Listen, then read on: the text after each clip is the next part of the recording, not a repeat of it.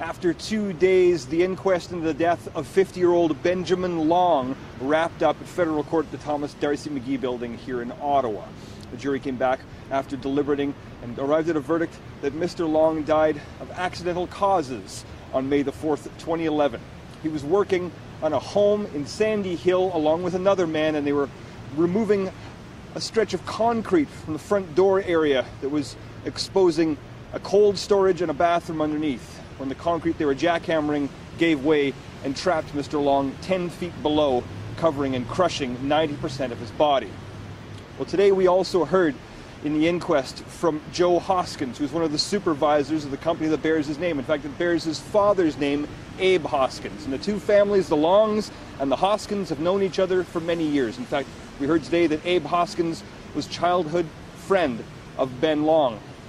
Well, Joe Hoskins took to the stand and he apologized to the Long family. The Longs were happy to have this apology, but they say it's still not enough. They felt that Abe should have been there in the courtroom today.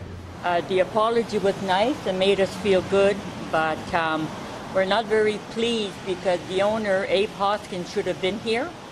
I mean, all the things that he said about Ben, he was good and this, but you know, he never showed up to anything. And a couple of weeks ago, when we seen him at the pre-inquest, that's the first time we've seen him in 3 years.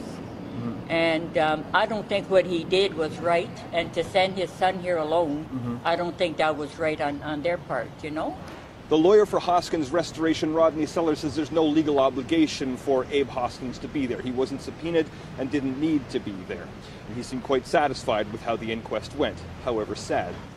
Well, I think it's been extremely difficult for the family. They're so close. I think this has brought them together again to some extent. It's been a reconciliation for both of them, and generally the whole process has been extremely positive.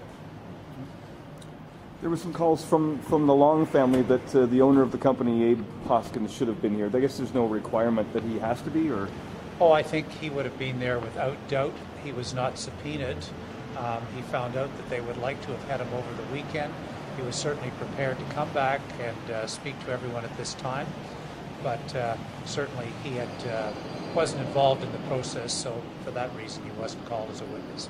But again, if he was asked, he would have been back in a second. In downtown Ottawa, Doug Hempstead for Sun News.